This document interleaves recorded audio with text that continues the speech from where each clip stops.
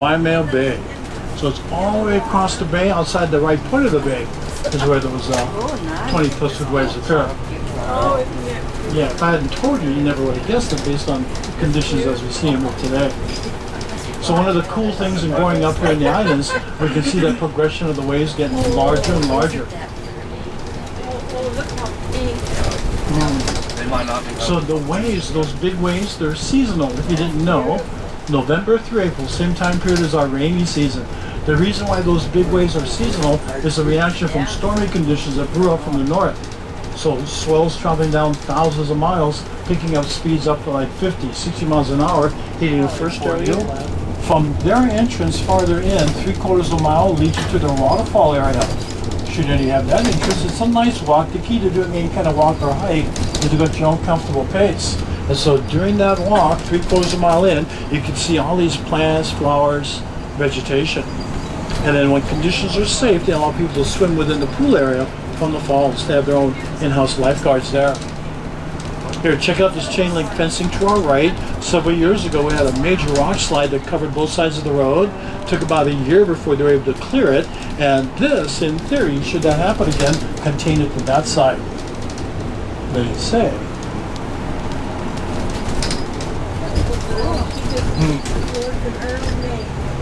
Yeah, gang, so again, try and visualize those 20 plus foot waves out here. Now, our next beach coming up, no additions. So during the summer months, from 3 tables here forward, these areas well used by scuba divers. So I mentioned it to you, should any of you scuba dive, keep the summer months in mind, come out, take advantage of those conditions. But don't come on a weekend here. Weekends here during the summer months is craziness. By the end of any given weekend during the summer months, by late Sunday afternoon, they will have had literally hundreds of scuba divers, hundreds and hundreds of them in and out of these areas over a weekend period during the summer. So yeah, come during the summer, but as I said, not the weekends, unless you don't mind the crowds. Come like midweek, Wednesday or Thursday. Less divers out here then. You'll see some snorkelers, but it's mostly scuba divers. Now, coming up here to our left, this is their favorite spot among the scuba divers. There you go. To your left, this is Shark's Cove. So they favor it because not only being very accessible, great visibility, but because they have underwater caves they can dive down into. Yeah, I mentioned it.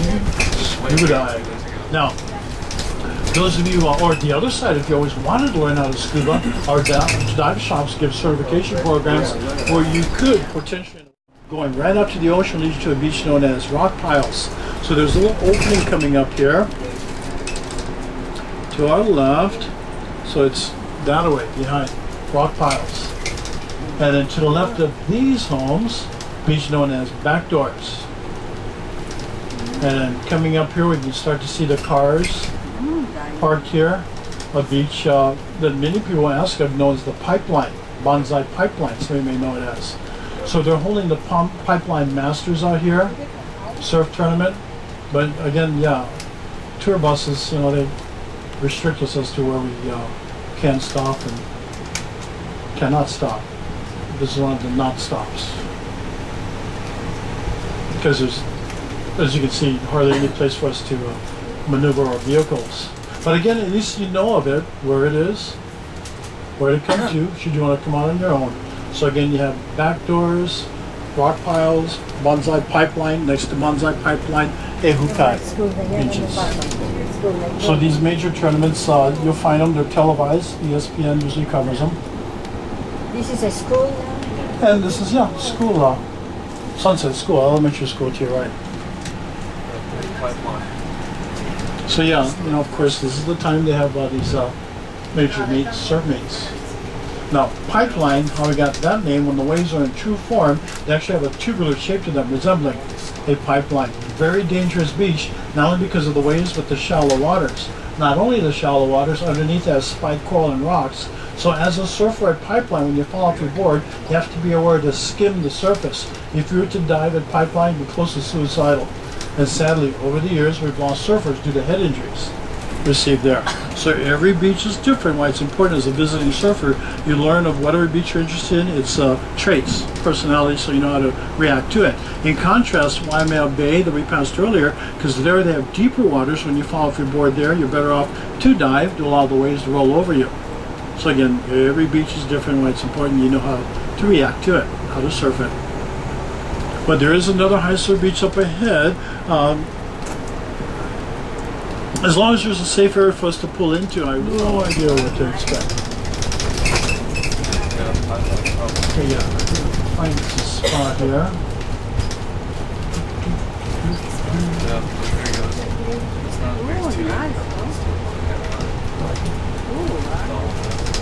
Now, do me a favor. I know it's tempting. People want to get their feet wet. Please don't do that. Stay up in the high, dry sand area because the undertow here is very deceiving.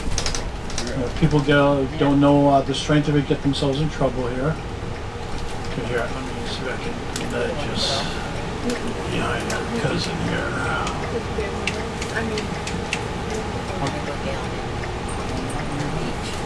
Yeah, so again, stay up in the high area here, please.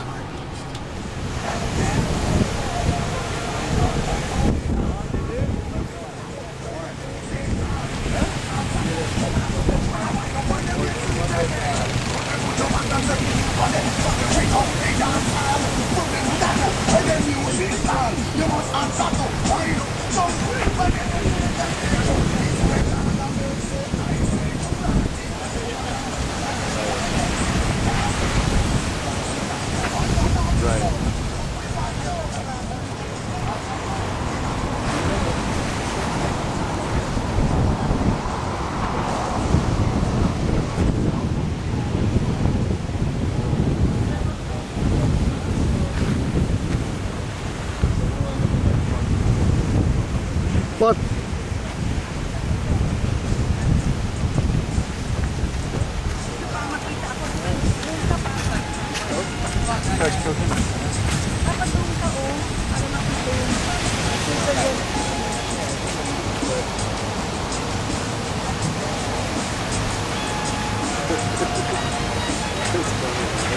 world is so small now with all our technology. Okay, good. Go cross ka na ganyan.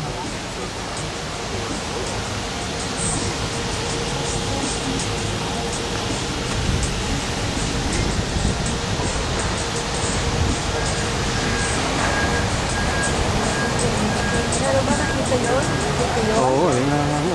Eh, kasi sa atin meron din, tinatapugan ng tubig yung boulevard, Papa. Oh, linis, oh. Ito, walang nagtatapon, Papa eh. Sa atin, puro basura.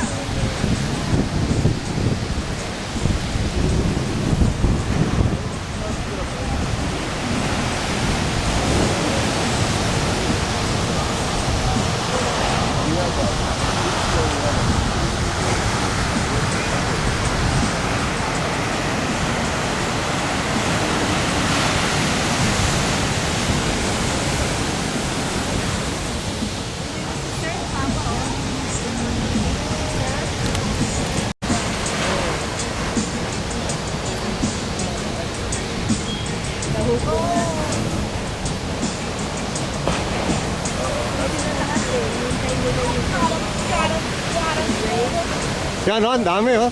Tatlo.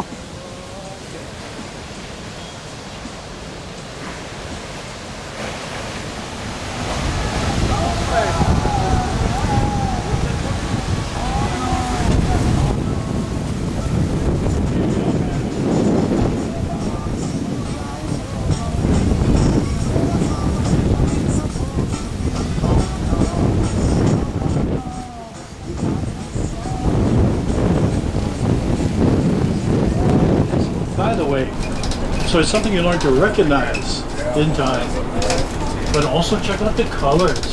Just makes you want to plunge right in there, yeah? That'd be nice. Now, a little farther up beyond our left side, we were driving outskirts of the only resort built on this side of the island. It opened up somewhere like 35, 37 years ago. Back then, it was known as a Delaware Corporation-owned property. Kuilima, his original name was.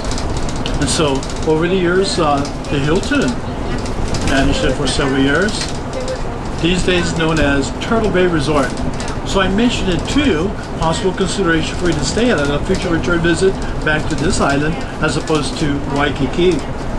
So of course very self-contained, having their own shops, restaurants, cute little pub, as well as bay area for swimming and snorkeling. Now taking it to the extreme, if you didn't want to, as isolated as it is being out here, you would have to rent yourselves a car staying out here or your own hotel properties. These are called your hibiscus flowers. What's the name of those Hibiscus. Hibiscus. They're referred to as the true hibiscus.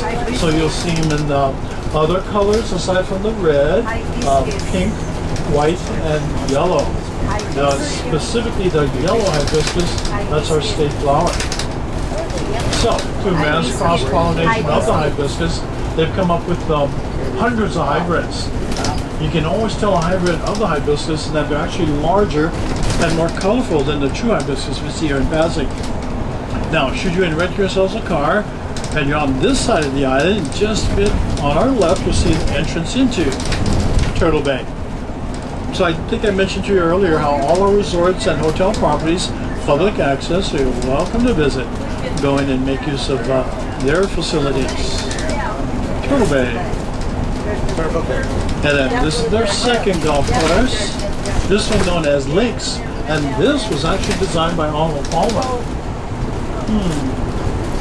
So of course your different PGA tournaments have been held at both of these golf courses. Now, according to him, he said it costs minimum $300,000 to create a single hole within each course. $300,000 minimum. He says there's much more to what we see on the surface is the infrastructure below underneath what we don't see. That's the true cost expense in creating these courses is layered with different types of soil leading to your topsoil, and there's also plumbing, piping fixtures underneath. So all of that adding to its cost. That's incredible. And that was like 5-6 years ago, $300,000 then. And then up ahead you can see some of our turbines there, windmills. The angle direction we're looking at it, it doesn't look that wide or wide enough, but he kept insisting, yes you can, 727.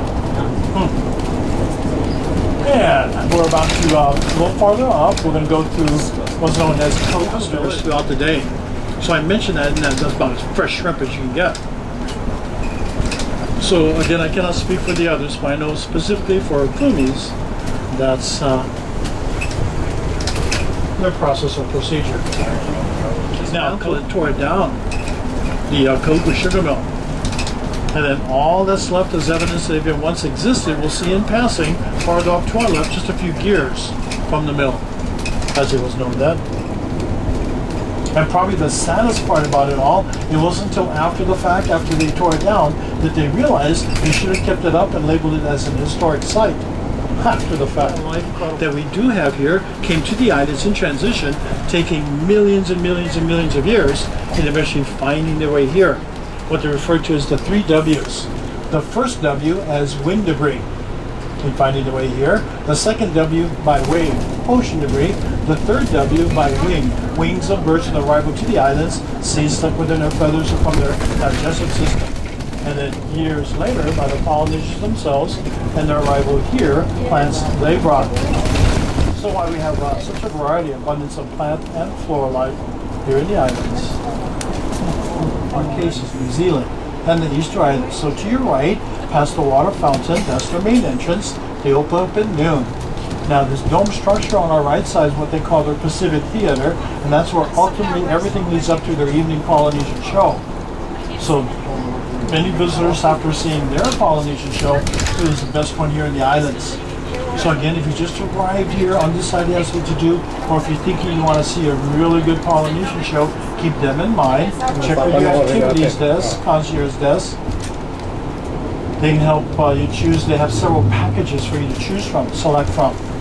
And also keep in mind that Sunday is the one day of the week they're closed. So today is what? Monday. Monday. Oh yeah, you got basically a whole week ahead of you. Choose a day, come out and enjoy. Taken in by their performances and their costumes, and they do such a great job there that many people forget or didn't even know that all the dancers there are students of the Brigham Young University. It really is impressive. So yeah, something for you to consider there. Now up ahead, underground cooking pit. Now, if you didn't know, in Polynesia, the men do all the cooking. They also do all the eating. So the men do the cooking because it's very physical in the gathering of the foods. We'll go out to the ocean, fish, dive, spear, set up traps, throw nets, get whatever we can from the sea, go out to the mountain areas, hunt for wild pigs, then we'll collect the various starch forms. So that's the gathering of those items. You still have to prepare them and then cook them. So as I said, very physical, and why the how, the second half ULA pronounced ula. So that's the breakdown. It's how ula as opposed to ha ula. Again, because of that AU vowel combination. And so in the past, I used to go over all the other different vowel combinations within the Hawaiian language, but I found that it tended to confuse people more than help them. So these days, I just use words or names written out in sign form, where you can see and hopefully understand better that way. That way. But here too, check out the colors, again making it very inviting.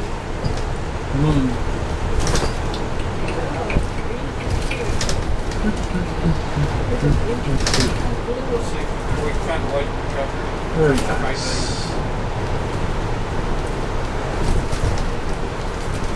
Here's another sign come up on our right, in case you missed the first one.